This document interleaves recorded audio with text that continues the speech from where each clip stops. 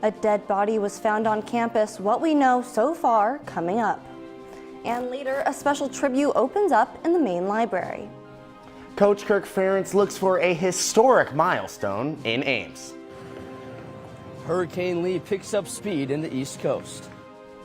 All that and more coming up on this Friday morning edition of DITV News. Don't go anywhere. DITV News starts right now.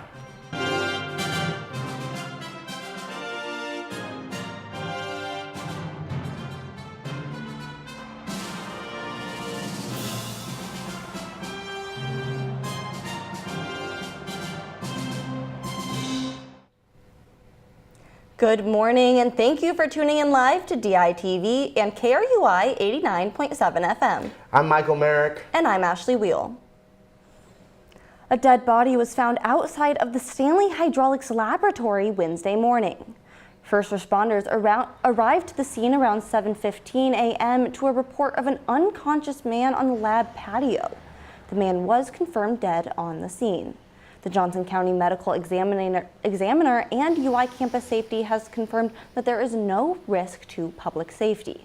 The identity of the man has not yet been released, but they have confirmed they are not a UI student or employee. And we will have more updates as that information is released. And now, Michael, I know there's a lot coming up this weekend all across the board here at the University of Iowa, but I think everyone's kind of wanting to know what the weather is going to be, right? Yeah, exactly. A lot of things going on this weekend, so it's really important to see what the weather's like. So, AJ, what you got for us?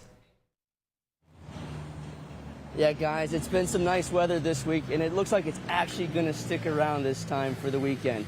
Today, you can expect highs around 79 degrees, with tonight dipping into the low 50s. Game day in Iowa City looks to be in the low 80s. Sunday looks to keep the hot weather with highs in the mid-80s and lows in the upper 50s. And Monday, we will finally see some rain with highs in the low 70s and a low of 60. Tuesday, Wednesday, and Thursday looks to be sunny with highs in the low 70s and lows in the upper 40s and low 50s.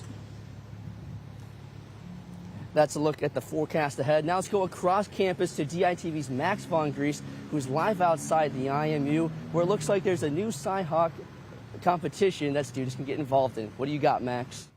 That's right, AJ. Before the big game on Saturday, both fans of Iowa and Iowa State can compete in Rival Against Hunger, a food drive competition between the two schools this year. I'm live outside the IMU, which is home to both the U Iowa Food Pantry and also a food location drop-off for this year's food drive.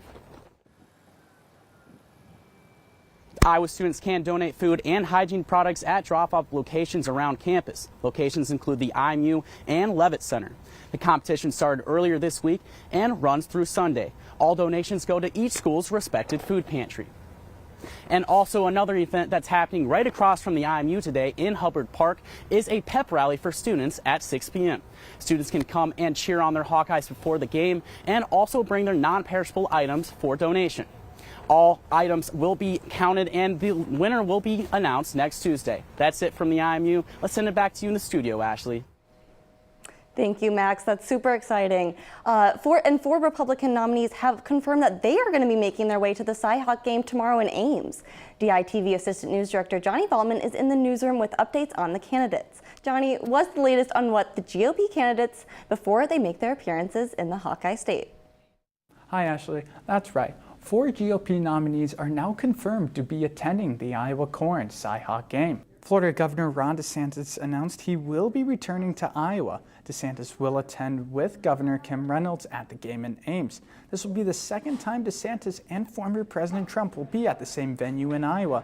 This comes with recent polls in Iowa still having Trump with a 20-point advantage over DeSantis. Yesterday, it was also announced the second aide of former President Trump, Peter Navarro, was convicted of contempt of Congress over the January 6, 2021 attack on the U.S. Capitol. Navarro did not cooperate with the House's Select Committee, who were investigating the attack. Navarro will now look to appeal his conviction. Already with a lot of buzz around the game, these GOP nominees are going to add a little bit of spice to the game. I'll send it back to you in the studio, Ashley.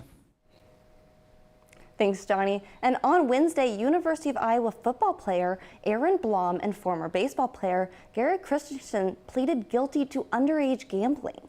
Both athletes now have to pay a fine of $645, and the state of Iowa drops any other charges. With Blom no longer on the register and Christensen announcing his retirement in June, the investigation into their activities has stopped. Along with them, Iowa State football players Hunter Deckers, Jake Remberg, and former player Dodge Saucer also pled guilty. Deckers did not participate in the last game, but is still on the roster. Remberg faces a 6-game ban, and Saucer stepped away from the team.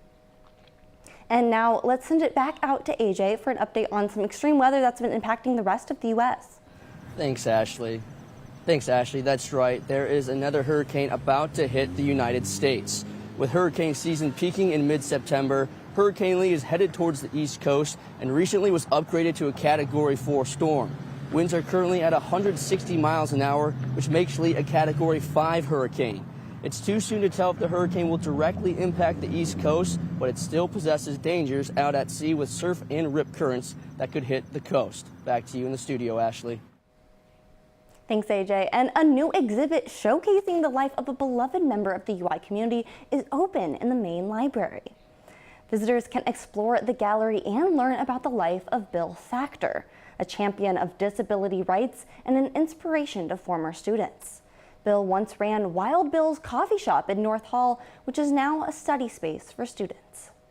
When Bill was given a job running a coffee shop in North Hall, it really gave the social work students at that time, and this was in the mid-70s, access to interacting with a person with intellectual disability, which because of the history of how we treated folks with disabilities, they didn't have access to until at that time. It showcases his life and his impact, and it will be open until December 19th. And new in Iowa City, Hickory Hill Park hosts Flow Arts Skill Exchange. Flow artists bring skills including juggling, acro yoga, slacklining, poi, and more. Look at that. Every Wednesday from 6 to 9, the group meets where they practice and share their talents with each other.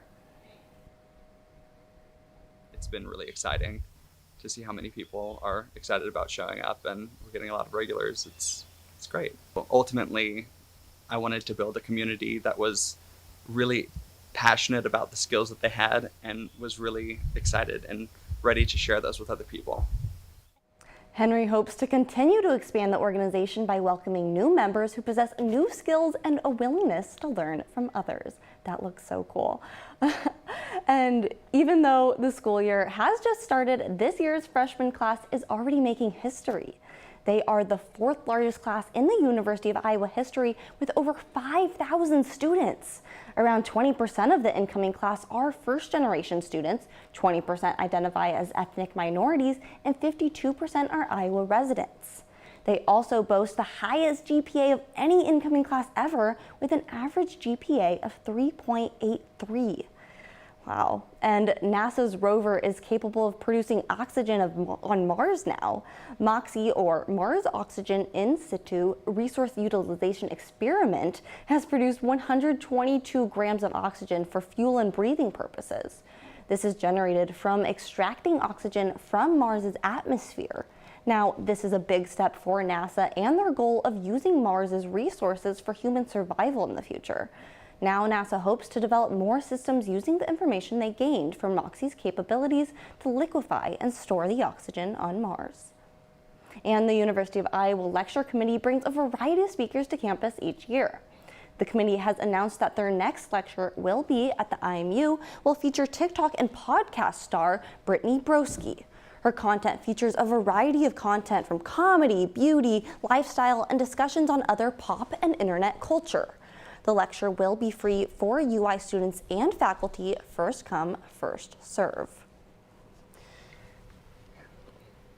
Now, Michael, that sounds super exciting. The UI Lecture Committee brings a whole variety of people each year. And speaking of variety of people, there's going to be a variety of people in Ames this weekend. That's going to be crazy. It really is.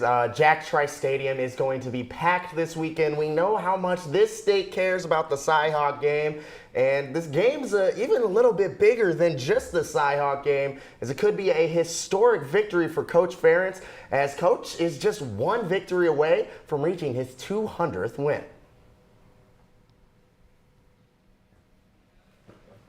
Good players and good people in a good place, and I've been really fortunate that way. At least I'm smart enough to know that. The only reason I know is because somebody reminds me of it, not frequently, but occasionally, and it's just like right now, all I know is we're 1-0, and that's nice. It's the best we could be, but we got a lot of work in front of us. That's what I know.